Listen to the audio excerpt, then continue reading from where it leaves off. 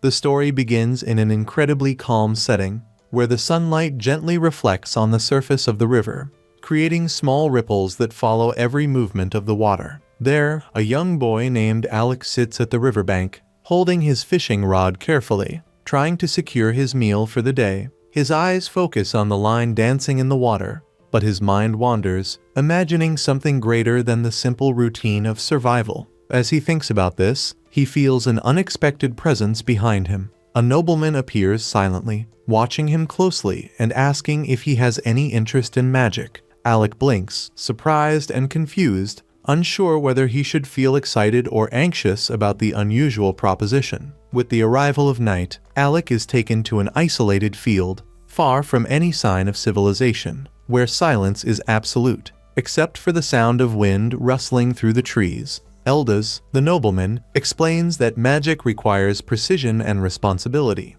reminding Alec that one day he will have battle companions and that a single mistake could cost their lives. He instructs the boy to imagine that everyone around him is in danger, and that the only way to save them is to cast magic perfectly. Alec feels his heart race, but follows the advice to keep his breath calm and controlled, focusing every muscle and every thought on his goal. When he opens his eyes and casts his first spell, he is surprised by how easily it hits the target. Joy overwhelms Alec. He feels accomplished, proud to have successfully cast his first magic. The effort, which consumed nearly the entire day, was worth every second. Eldaz watches in silence, but soon reminds himself that Alec's progress is only the beginning. Normally, it would take a month to master a spell of this level. Alec, eager to learn more, immediately wants to try another. But Eldaz insists he rest, and they will continue training the next day.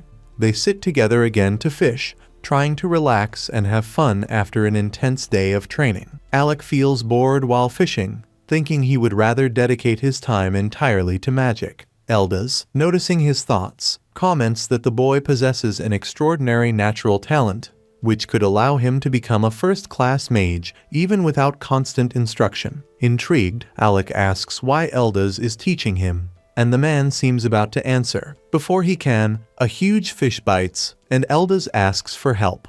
Alec, having never fished before, struggles to pull the line, but together they manage to bring in the fish, falling into the water and laughing loudly at the unexpected situation. This moment strengthens the bond between them, making their relationship closer and more trusting. The next day, they resume training, this time more focused on the theory and practice of magic. Alec tries to learn by reading a book, but realizes that absorbing the concepts in this way alone is challenging. Eldaz explains that the secret lies in observing patterns and understanding the essence of magic, not just memorizing spells. In the following days, Alec learns various techniques with impressive ease thanks to his natural gift. At the end of each day, even exhausted, they find moments of fun and play, strengthening not only their skills but also the friendship that grows between them. Over time, Eldaz announces that he must travel to the royal capital. Alec, surprised, asks if this means he will never see him again.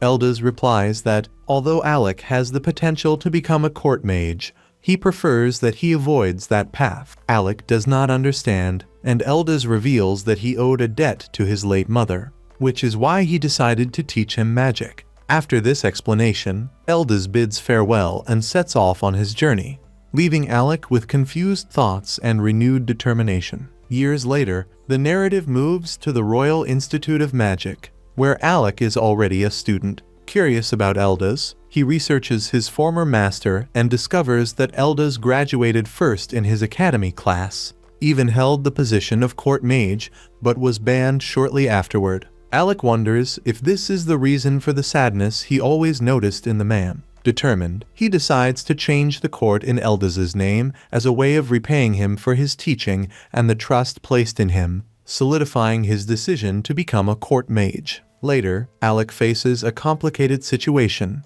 He is expelled from the tower's group of mages. Regulus, Crown Prince of Galdana, leads the group and demands that Alec explain his role. The boy replies that he helps with magic, but Regulus counters, claiming he did not notice any assistance in the last battle. While the prince fights on the front line with his sword, Lenny uses fire magic to take down enemies, and Icus positions himself as a shield, protecting the group. To them, Alec only casts support spells and nothing else, making his title as a court mage seem worthless. Alec tries to argue, explaining that he also knows offensive magic, but Regulus pays no attention. To him, Alec spends all his time focused on his magic, and that is all he knows how to do. Lenny, annoyed, complains that Alec always interferes, asking them to retreat or preventing them from going deeper into the dungeon, accusing him of being afraid to take risks. According to her, he is there only by the king's order,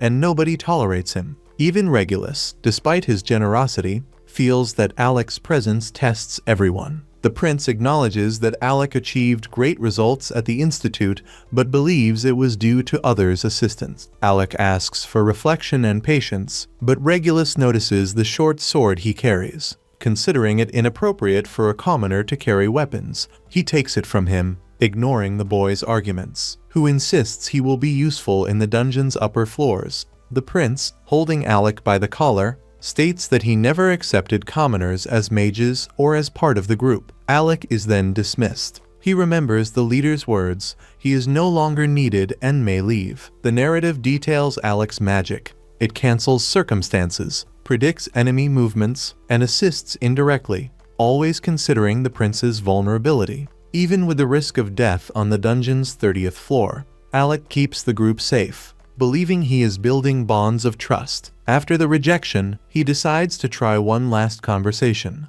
but the guards prevent him, and his title as a court mage is revoked. He is reminded that commoners like him should not even enter the castle. Suddenly, Lenny appeared again, reinforcing his disdain. He called Alec a worthless commoner, claiming that the record he had achieved in the dungeon, surpassing the 68th floor, was nothing but a lie. Alec tried to hand a letter to the king, explaining that he had joined the group by the monarch's orders, but Lenny tore the paper, stepped on it, and ordered the guards to expel him. Sad and disheartened, Alec left the castle, reflecting that 4 years had already passed since his graduation. He had given his all as a court mage, but had failed to fulfill his promise of changing the court. As he walked with his head down, he felt an unexpected hug. Yorha, a girl full of energy and enthusiasm, appeared behind him. Upon hearing the story, she understood the reason for Alec's sadness over the past few days. He apologized, explaining that they hadn't seen each other for 4 years and bringing difficult news. Yorha, who had always been critical of the kingdom that treated commoners as trash, realized how much he had suffered, but expressed joy at seeing him again.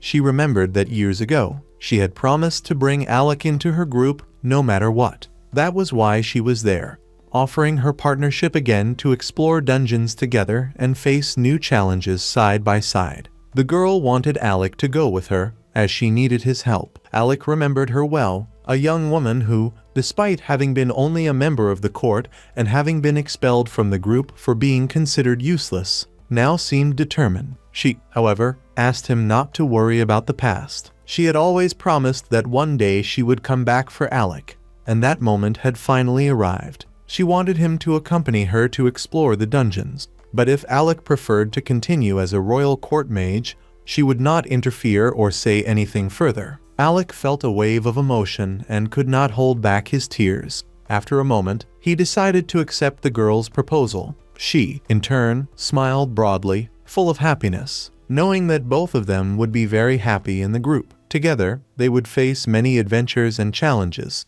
Then, the girl welcomed Alec, officially announcing his entry into the ranking team. Lasting period. Alec remembered the words of his master, who had always told him never to become a court mage. When he woke up, the girl remarked that he had dozed off a little. She wanted to know if there was any problem. Alec replied that he was just recalling Elda's words, remembering the past. Meanwhile, the scene shifted to the prince, who had received news that Alec had left the capital 5 days ago. Rumors circulated that the boy had become an adventurer. The prince, however, only found it laughable. To him, Alec was nothing but a joke. Everyone said he was the most talented mage in the Magic Academy.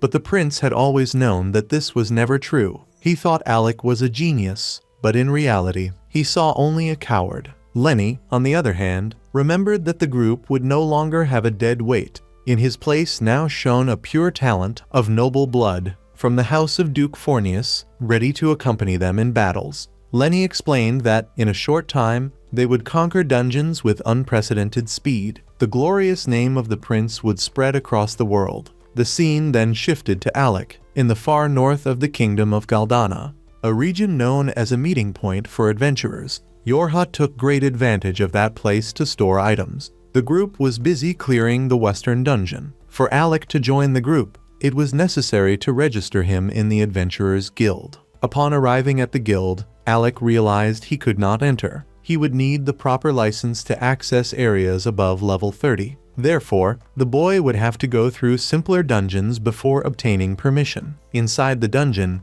Alec received a power that would enhance his abilities. The girl explained that there were more monsters than usual, indicating that something supernatural might be happening. She activated her defense skill to try to resolve the situation quickly. Alec, worried, asked her to go slowly. Yorha commented, reminding him that if it were the old Alec, all the monsters would have been defeated with extreme ease. Those words touched the boy, reminding him that he was no longer a court mage. To protect everyone, Alec had to use magic and defeat the enemies swiftly. By activating his lightning power, he eliminated all the monsters in an instant. But suddenly, a stronger monster appeared. Holding Yorha, Alec then understood why the smaller monsters had been acting strangely. He asked her to use her defense magic, recalling that, back in school, she had possessed the best magic in the city. Then, with one skill, he defeats the monster.